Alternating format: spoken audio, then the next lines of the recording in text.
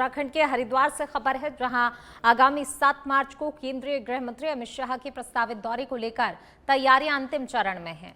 मंगलवार को मुख्यमंत्री पुष्कर सिंह धामी ने हरिद्वार के बैरागी कैंप पहुंचकर तैयारी का जायजा लिया। इस मौके पर भाजपा प्रदेश अध्यक्ष महेंद्र भट्ट सहित तमाम बड़े अधिकारी मौजूद रहे। मुख्यमंत्री पुष्कर सिंह धामी ने कहा कि डबल इंजन की सरकार ने पिछले 4 सालों में किए गए कार्यों और बीएनएस के 3 नए नियमों, जिसके कारण लोगों को कई तरह की आसानी हुई है, उसके संबंध में प्रदर्शनी आयोजित की जाएगी। इसके साथ ही उन्होंने कहा कि डबल इंजन की सरकार के द्वारा किए गए कार्यों को लेकर भी ये कार्यक्रम आयोजित किया जा रहा है।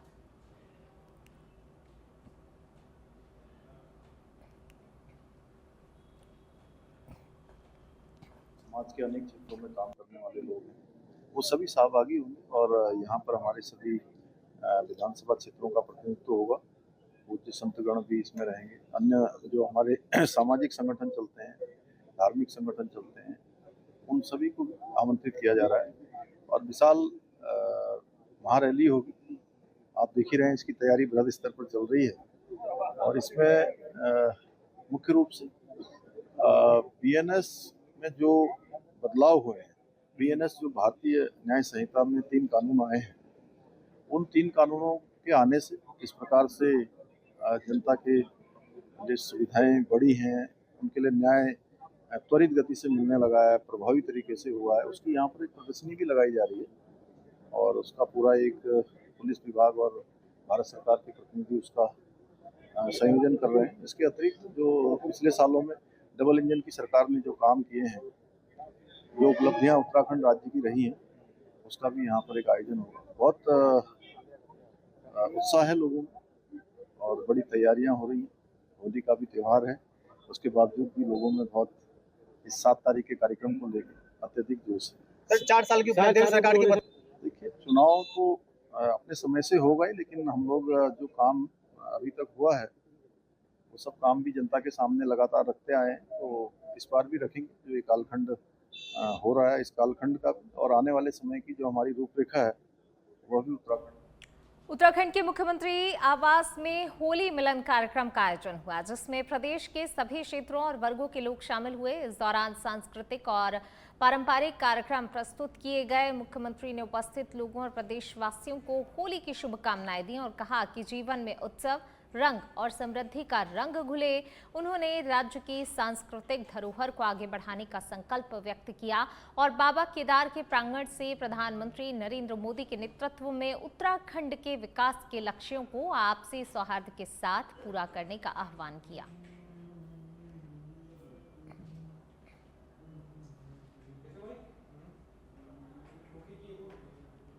चलिए, खबरों में आगे बढ़ेंगे। बात सितारगंज की करेंगे। सितारगंज के शक्ति फार्म सुरेंद्र नगर स्कूल ग्राउंड में कार्यक्रम का आयोजन किया गया, जहां पूर्व मुख्यमंत्री विजय बहुगुणा एवं कैबिनेट मंत्री सौरभ बहुगुणा की उपस्थिति में शक्तिगढ़ निर्दलीय चेयरमैन सुमित मंडल अपने सैकड़ों समर्थकों और कार्यकर्ताओं के साथ भारतीय जनता पार्टी में शामिल हुए।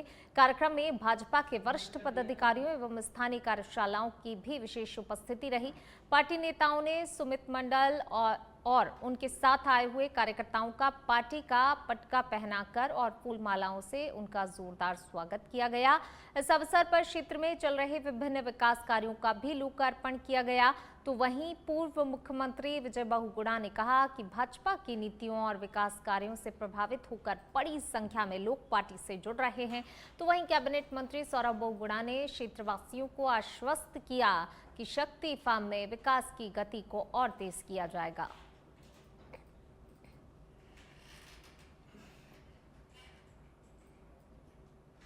बहुत बहुत बधाई, शुभकामनाएं देता हूँ।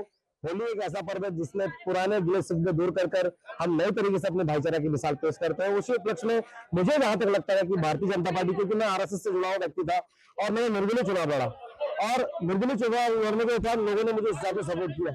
तो हमारे समस्त जनता को होली की बहुत बहुत शुभकामनाएं देता हूँ और सुमित और उनके समस्त समर्थकों का और उनके परिवार का धन्यवाद देता हूँ। बहुत बहुत बधाई, शुभकामनाएं। और अब खबर देहरादून से है, जहां उत्तराखंड विधानसभा का बजट सत्र 9 मार्च से गैरसैंण में आयोजित किया जा रहा है। सत्र को लेकर तमाम विधायकों ने अपने सवालों और तैयारियों को अंतिम रूप दे दिया है। पुरौला के बीजेपी विधायक दुर्गेश्वर लाल ने इसे ऐतिहासिक सत्र बताया और कहा कि जैसे लोग मंदिर में जाकर कुछ ना कुछ मांगते हैं, उसी तरह से वे न्याय के मंदिर में जाकर अपने क्षेत्र के विकास को लेकर कई महत्वपूर्ण सवाल पूछेंगे।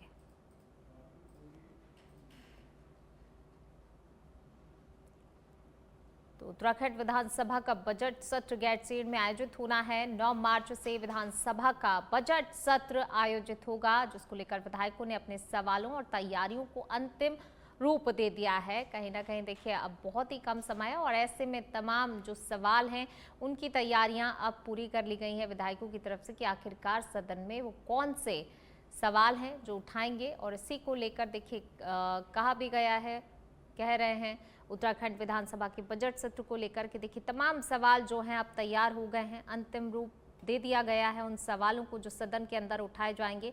9 मार्च यानी कि अब से कुछ ही दिन बाद जो है विधानसभा का बजट सत्र शुरू होगा, जिसमें सवाल जवाब होंगे।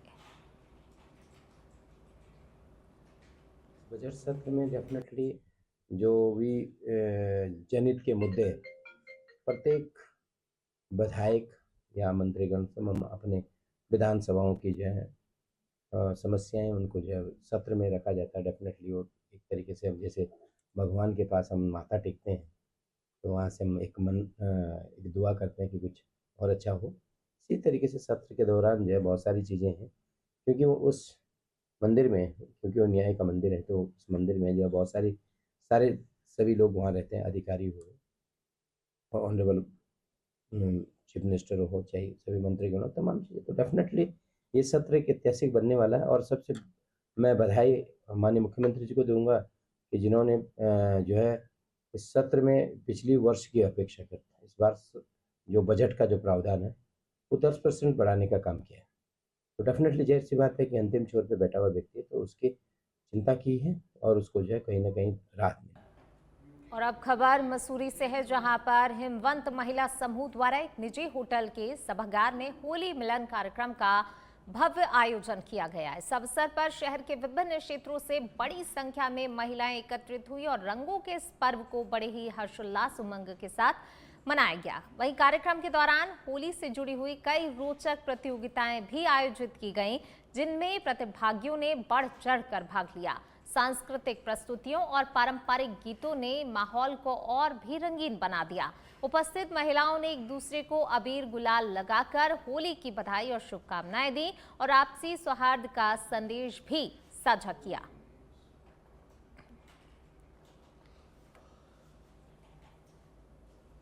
यहाँ पर हम लोग ने हिम्मत महिला समूह के द्वारा होली मिलन का कार्यक्रम का आयोजन किया गया, जिसमें सभी महिलाओं ने, सभी जो समूह की बहनें हैं, सभी ने बढ़ चढ़कर भागीदारी की और होली मिलन का आयोजन बहुत ही धूमधाम से मनाया, जिसमें कि हमने विभिन्न सारी प्रतियोगिताएं की गई, जिसमें म्यूजिकल चेयर और तंबोला गेम, बहुत सारी गेम्स एक्टिविटीज हमने की है, जिसमें हमारी बहनों ने फर्स्ट, सेकंड, थर्ड प्राइज भी जीते हैं और सभी को शुभकामनाएं देते हुए सभी ने बहुत एंजॉय किया है। होली में लगा था, जिस तरह से आपको पता है कि होली बुराई को छोड़कर अच्छाई का एक त्योहार है, जिस होली विभिन्न रंगों का त्योहार है। इसी तरह ये त्योहार प्रेम सौहार्द का त्योहार जो हमको सिखलाता है कि हम सबको मिलकर रहना चाहिए।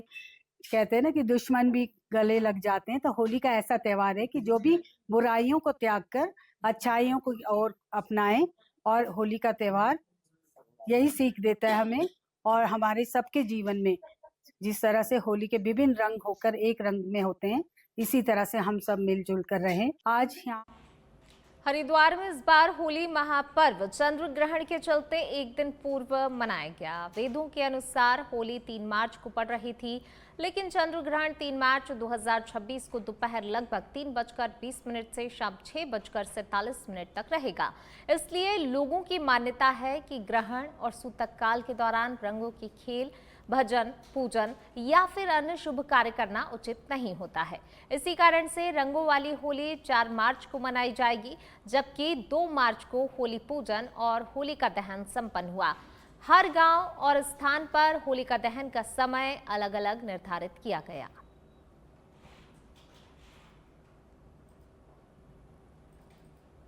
तो देखिए, हरिद्वार में होलिका दहन किया गया और ग्रहण के कारण जो है, जो रंगों का पर्व, होलिका दहन के अगले दिन धुलेंडी का पर्व जो है रहता है, लोग एक दूसरे को रंग गुलाल लगाते हैं। लेकिन चंद्र ग्रहण के कारण जो है 4 मार्च को धुलेंडी का पर्व कई जगह पर मनाया जाएगा।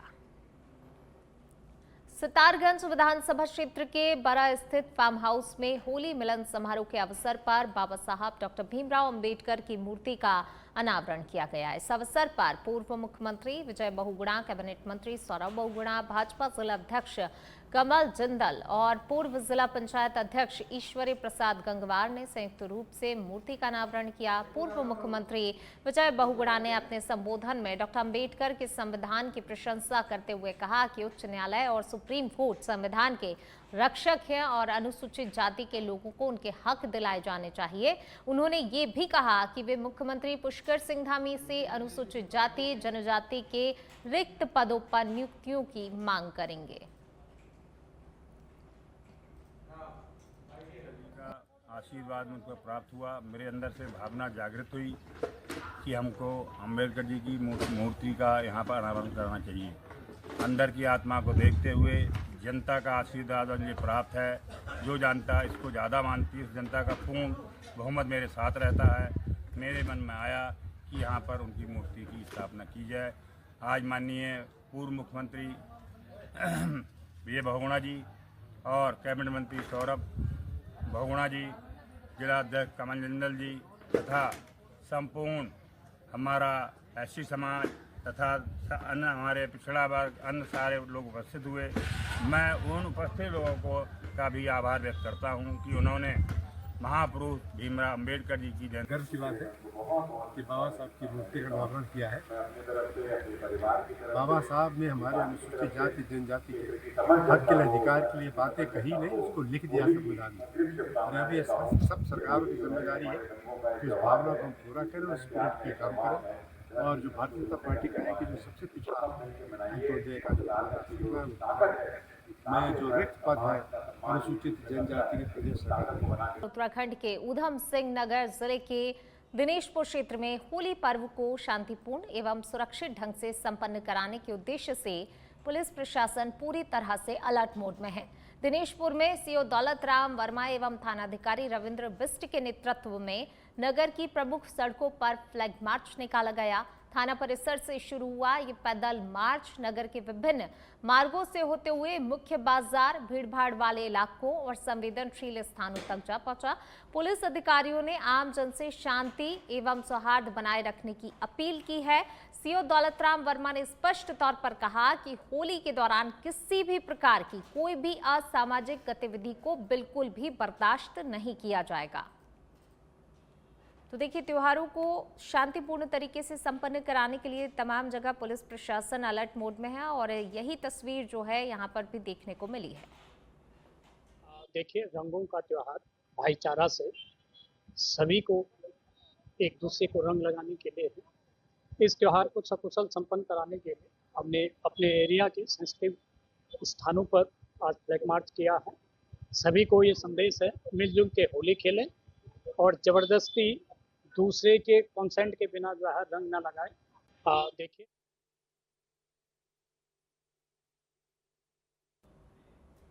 चलिए बढ़ेंगे आगे, बात करेंगे अगली खबर की। होली पर्व के अवसर पर हरिद्वार के एसएसपी नवनीत सिंह ने जनपद वासियों को होली की हार्दिक बधाई और शुभकामनाएं दी हैं। उन्होंने सभी से अपील की है कि होली का त्योहार आपसी प्रेम, भाईचारे और सौहार्द के साथ मनाएं। एसएसपी ने स्पष्ट कहा कि त्योहार के दौरान शांति व्यवस्था बिगाड़ने वाले और हुड़दंग करने वालों के खिलाफ सख्त से सख्त कार्रवाई की जाएगी।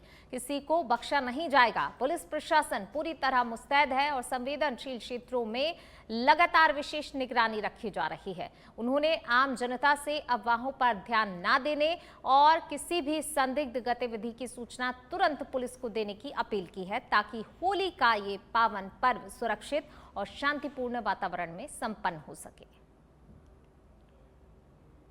बड़ा पर्व है होली और ये रंग उल्लास भाईचारे का प्रतीक है और इसके साथ होली में सिर्फ रंगों का त्यौहार नहीं है, दिलों को जोड़ने का त्यौहार है। और सर्वप्रथम तो मैं अपनी ओर से पूरे पुलिस परिवार की ओर से आप सभी को शुभकामनाएं देता हूं होली पर्व की।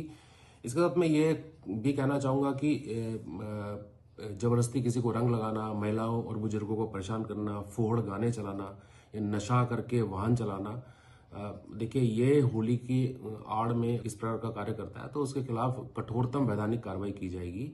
ये बहुत बड़ा त्यौहार है, इसको अपने मित्रों के साथ, संबंधियों के साथ खुशी के साथ मनाइए और हम आपके सहयोग के लिए, आपको फैसिलिटेट करने के लिए हम यहाँ हैं।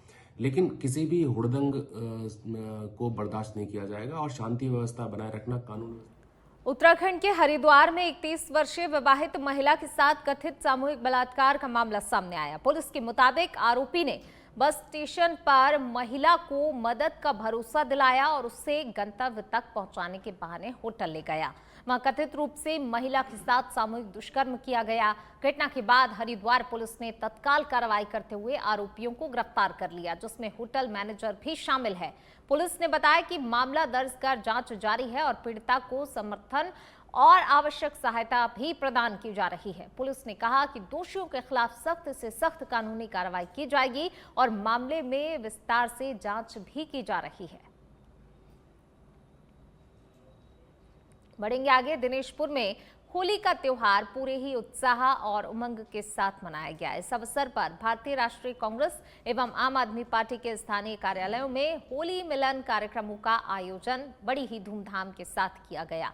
कार्यक्रम के दौरान कार्यकर्ताओं और पदाधिकारियों ने एक दूसरे को अबीर गुलाल लगाकर पर्व की शुभकामनाएं दी और गीत संगीत के बीच भाईचारे का संदेश भी फैलाया। नेताओं ने अपने संबोधन में कहा कि होली केवल रंगों का त्योहार नहीं, बल्कि प्रेम, एकता और सामाजिक समरसता, सद्भाव का प्रतीक है। उन्होंने सभी से समाज में आपसी सौहार्द बनाए रखने और मिलजुल कर रहने की अपील की है। इस अवसर पर बड़ी संख्या में कार्यकर्ता और स्थानीय लोग उपस्थित रहे। होली का त्यौहार एक ऐसा त्यौहार है जिसमें सभी लोग साथ मिल जाते हैं और होली और सभी का साथ मिलके सभी लोग ये त्यौहार को बहुत ही धूमधाम से मनाते हैं। और खासकर बात यहाँ है कि मैं इस यहाँ पर हर जगह में हर साल इस त्यौहार को बहुत ही धूमधाम से हम लोग यहाँ मनाते हैं। तो और बाकी जो एक इसमें एक अड़चन ये है कि सब लोग कहते हैं इस होली के त्यौहार में बहुत नशा का वो होता है।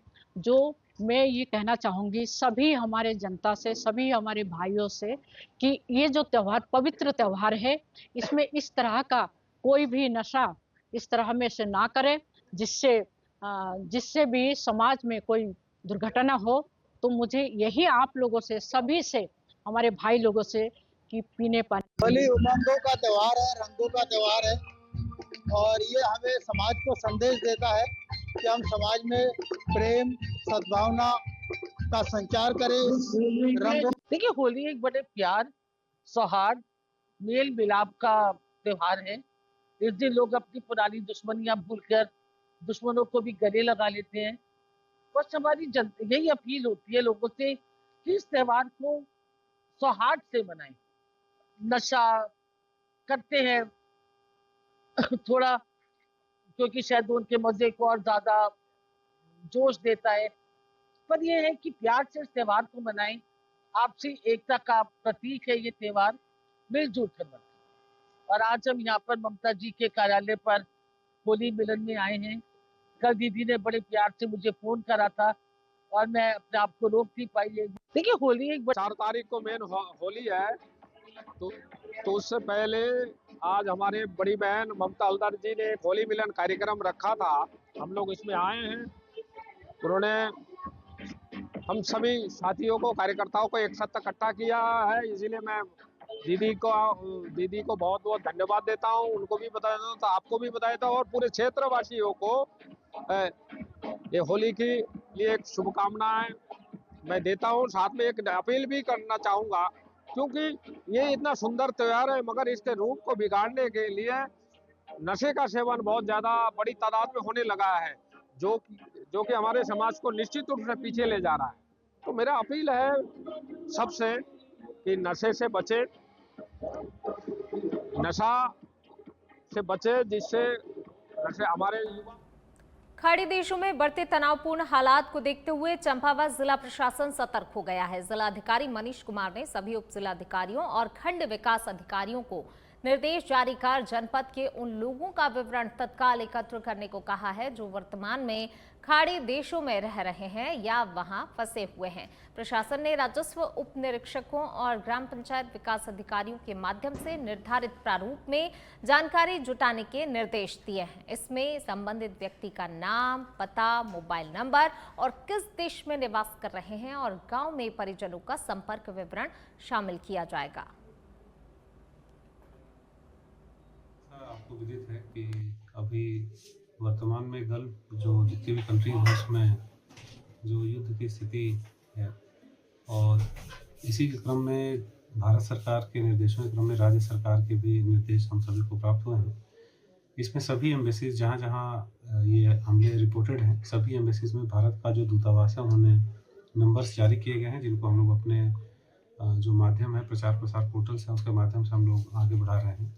अभी तक जो सूचना है उसके आधार पे हमें लगभग 6 लोग पूर्णागिरी तहसील क्षेत्र अंतर्गत रिपोर्ट किया है, जिनके जो कि इन जगहों पे हैं, जिसमें बहरीन में एक है और दुबई में है। इसके अतिरिक्त कुछ अभी और सूचनाएं हमें प्राप्त हो रही हैं, शाम तक और स्थिति क्लियर हो जाएगी। बट अभी तक हम लोग को लगभग 8 के आसपास ऐसे लोग जो हैं जो कि अभी विदेश में हैं और विभिन्न रूप से कार्य कर रहे हैं, उनसे हम लोग लगातार कांटेक्ट में हैं। यह भी पूछा जा रहा है कि वहाँ पे उनको कोई सहायता आदि चाहिए अथवा नहीं। अभी तक जो भी जितने भी हमें हमारे जो नागरिक हैं, प्रवासी हैं, उनसे बात हुई है, अभी तक किसी ने भी आने के लिए रिक्वेस्ट नहीं किया है। अभी उनके द्वारा बताया गया है कि जो चंपावत के जिला सूचना कार्यालय में आयोजित होली मिलन समारोह इस बार रंगों के साथ साथ लोक संस्कृति की मधुर सुर लहरियों से भी सराबोर रहा। पत्रकारों और विभिन्न विभागों के अधिकारियों ने एक ही मंच पर आकर काली कुमाऊं की पारंपरिक खड़ी होली का सामूहिक गायन किया। अबीर गुलाल की खुशबू और ढोलक की थाप ने पूरे ही वातावरण को उत्साह और आत्मीयता से भर दिया। जिलाधिकारी मनीष कुमार ने सभी को रंग लगाकर होली के पर्व की शुभकामनाएं और बधाई दी और कहा कि होली आपसी सौहार्द और विश्वास का प्रतीक है। उन्होंने लोकतंत्र में मीडिया की महत्वपूर्ण भूमिका को भी रेखांकित किया। अपर जिलाधिकारी कृष्णनाथ गोस्वामी सहित अन्य अधिकारियों और पत्रकारों ने भी सहभागिता की। ये आयोजन प्रशासन और मीडिया के बीच समन्वय और आत्मीय संबंधों को और मजबूत करने का संदेश देता नजर आया। चंपावत के लोहा घाट में ग्रामीण अंचलों में होली का रंग अब पूरे शबाब पर नजर आ रहा है। गांव की चौपाल से लेकर आंगन तक खड़ी होली के सुर गूंज रहे हैं। महिलाएं, पुरुष, बच्चे, युवा ढोलक, मंजीरे और तालियों की थाप पर जमकर पारंपरिक फाग गीत गाकर माहौल को उल्लासमय बना रहे हैं। दिन में टोलियां घर घर पहुंचकर होली गायन कर रही हैं, जबकि रात में बैठकी होली का दौर शुरू हो जाता है। दीपक की मध्यम रोशनी में जब होलियार भावपूर्ण गीत गाते हैं तो वातावरण भावनाओं से भर उठता है। ग्रामीण क्षेत्रों में होली केवल रंगों का ही पर्व नहीं, बल्कि सामाजिक समरसता और भाईचारे का प्रतीक बनकर उभर रहा है। फागुन की बयार के साथ लोक संस्कृति की सुंदर छटा गांव-गांव बिखर रही है।